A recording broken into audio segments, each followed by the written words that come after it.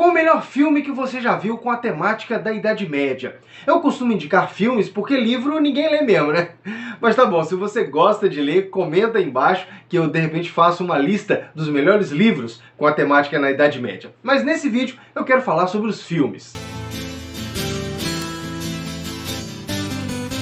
E aí, tudo certinho? Eu sou Laércio Campos e para fazer essa lista não foi da minha cabeça não, tá, gente? Eu pesquisei em sites especializados em cinema que trazem listas aí de 50 melhores filmes já feitos, os 100 melhores filmes que você não pode perder, e peguei nessa lista os filmes com temática na Idade Média. Então, são filmes que já foram conceituados, já foram elogiados pela crítica e já tiveram grande público. E aí, eu fiz o ranking de acordo com a proximidade que eles têm da história verdadeira, né? Claro que nenhum filme é 100% histórico, 100% real, porque senão seria até um filme chato, né? Porque a vida real não é tão emocionante. Mas não precisa fugir tanto da realidade para fazer um bom filme. Então, vamos começar com essa lista. Em 10º lugar, Game of Thrones. Não!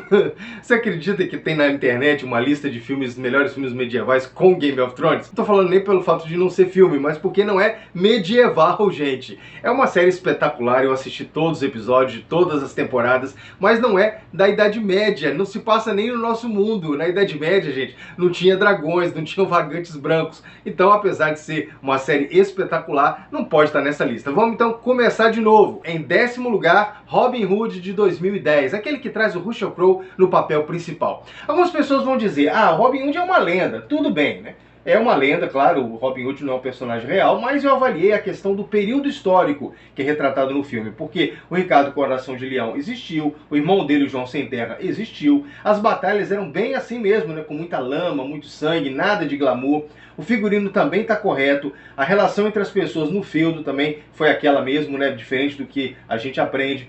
Aquela pressão dos barões para o João Sem Terra assinar a Carta Magna lá no final do filme também é um fato histórico, então vale estar aqui na lista. Em 9º lugar, Morte Negra, no original em inglês, Black Death. Eles até podiam ter traduzido como Peste Negra, porque essa doença, a Peste Negra, ela é chamada em inglês de Black Death.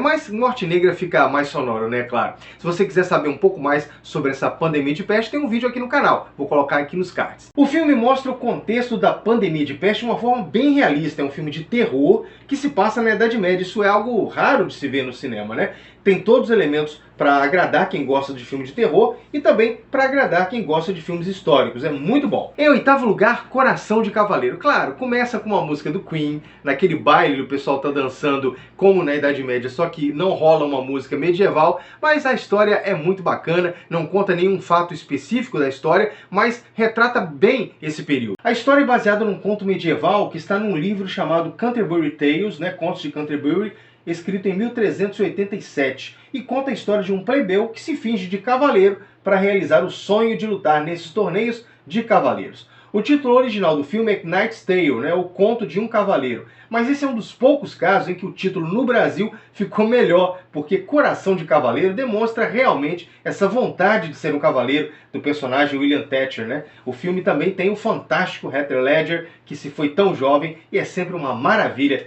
ver ele interpretando. Em 7º lugar, Coração Valente, o Braveheart do Mel Gibson, tem ele na direção e também no papel principal, contando a história aí do William Wallace, que liderou uma rebelião na Escócia, tentando libertar o país dele, a Escócia, do domínio inglês, isso no século XIII. Como filme, se a gente analisar apenas como filme, ele até subiria mais posições, porque é espetacular. Mas ele está aqui em 7º lugar por causa dos muitos, mas muito erro histórico. Para começar, não tinha nenhum reino medieval o tal do direito à primeira noite, que o senhor feudal tinha direito aí de dormir a primeira noite com a noiva do servo. Isso é mostrado numa cena logo no início. Eu explico melhor isso num outro vídeo que eu vou colocar nos cards aqui.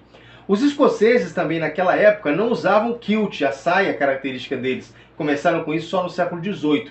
E eles pintavam sim o rosto para guerra, mas não de azul. O azul era um pigmento caríssimo, mas fica maneiro pra caramba, Então vamos parar de ser chato, o apelido Coração Valente, Braveheart, não foi dado ao William Wallace, Ele foi dado ao Robert Bruce, que aliás não traiu o William Wallace como é mostrado no filme. O Robert Bruce, ele era um nobre escocês que ganhou até um filme próprio, que figura aqui em 6º lugar, é o Outlaw King, ou Rei Fora da Lei, aqui no Brasil foi traduzido como legítimo rei. Não dá pra dizer que é uma continuação de Coração Valente, né, no cinema, porque não tem nada a ver, né, outra produção, mas na história é sim uma continuação, porque o Robert Bruce, ele continuou com essa saga, né, essa luta do William Wallace para libertar a Escócia do domínio inglês. O filme não é brilhante como o Coração Valente, aliás, o diretor, o David Mackenzie, se arriscou muito ao fazer um filme tão atrelado ao Coração Valente historicamente, porque a comparação acaba sendo inevitável, né?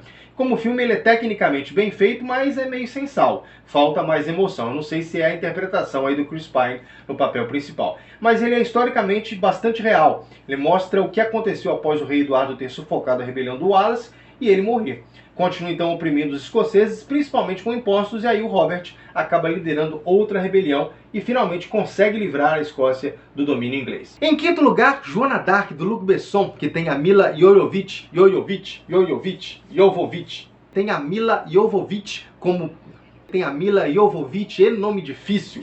Em quinto lugar, Joana d'Arc, do Luc Besson, que tem a Mila Jovovich no papel principal. Ela é mais conhecida pela série Resident Evil. O que eu acho mais interessante nesse filme é mostrar algo que é bastante real. Nunca houve uma contestação da liderança de Joana d'Arc por ela ser mulher. Isso faz a gente refletir sobre o papel da mulher na Idade Média. A gente tem muita visão errada com relação a isso. Elas não eram discriminadas na Idade Média como foram depois na Idade Moderna. Talvez a ideia que você tem sobre a discriminação e a opressão das mulheres se refere à Idade Moderna, não à Idade Média, mas isso é assunto para outro vídeo. O detalhe legal é que o diretor Luc Besson não ficou só na questão das batalhas, né? Ele focou na questão psicológica da personagem. Afinal, a Joana d'Arc recebeu um chamado de Deus ou era só uma esquizofrênica? Ao longo do filme a gente vê qual a ideia do diretor, né? O que pensa o diretor sobre Joana d'Arc? Ele pensa nela como uma louca, realmente. Isso é mostrado pelos surtos que ela tem, perda de memória e também visões.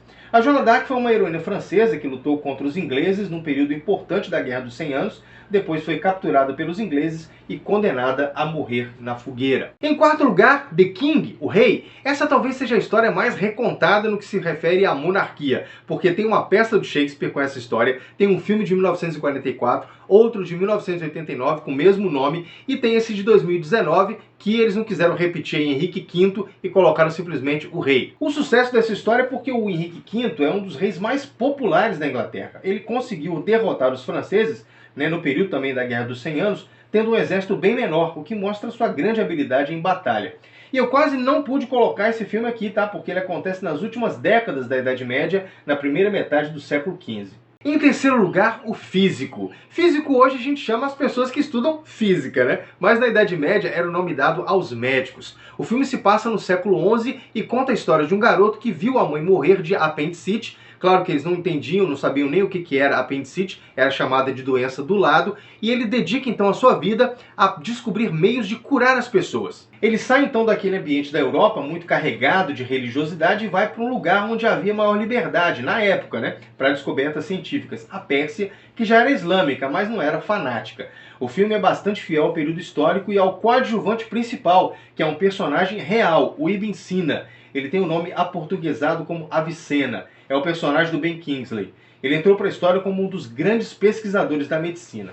O filme não tem batalhas épicas, né? Pode frustrar quem gosta mais de ação, mas ele é muito bom para quem gosta de história. Em segundo lugar, Cruzada, Kingdom of Heaven, do diretor Ridley Scott. Só por isso ele já tinha que estar na lista e bem no alto, né? O Ridley Scott, ele deu uma entrevista no lançamento desse filme dizendo que não queria mostrar luta de cavaleiros, simplesmente. Ele queria mostrar uma discussão entre as religiões cristã e islâmica. E ele conseguiu, cumpriu bem esse papel. Claro que não deixou de ter cenas espetaculares de batalha, embora alguns críticos tenham torcido o nariz para a cena que termina com a Batalha da Muralha de Jerusalém, dizendo que parece demais com o Senhor dos Anéis. É o pessoal chato, né? Porque ele está mostrando o cerco e invasão de uma cidade murada, é difícil de ficar diferente, né? O mais interessante do filme é que todos os personagens principais são reais. O rei leproso, Balduíno IV, a irmã dele, a princesa Sibila, o Balin, que é o personagem do Orlando Bloom, e também o Saladino, né, o conquistador aí.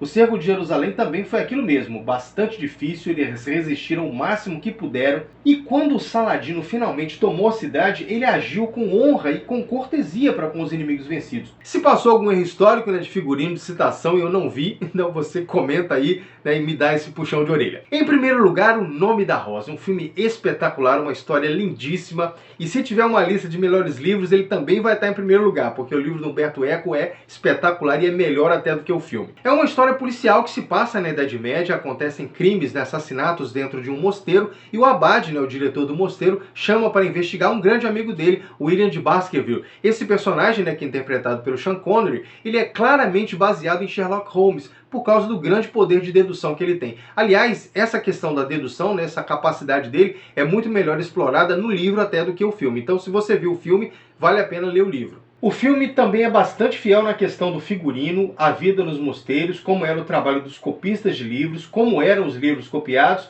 e não se usa nenhum artifício fora da realidade. Até a forma como o assassino mata as vítimas, né? Spoiler alert! Ele usa um veneno colocado num livro. O sujeito lê esse livro, umedece os dedos com a língua para virar as páginas e acaba ingerindo o veneno. Há registros históricos de pessoas que morreram por ingerir um fungo.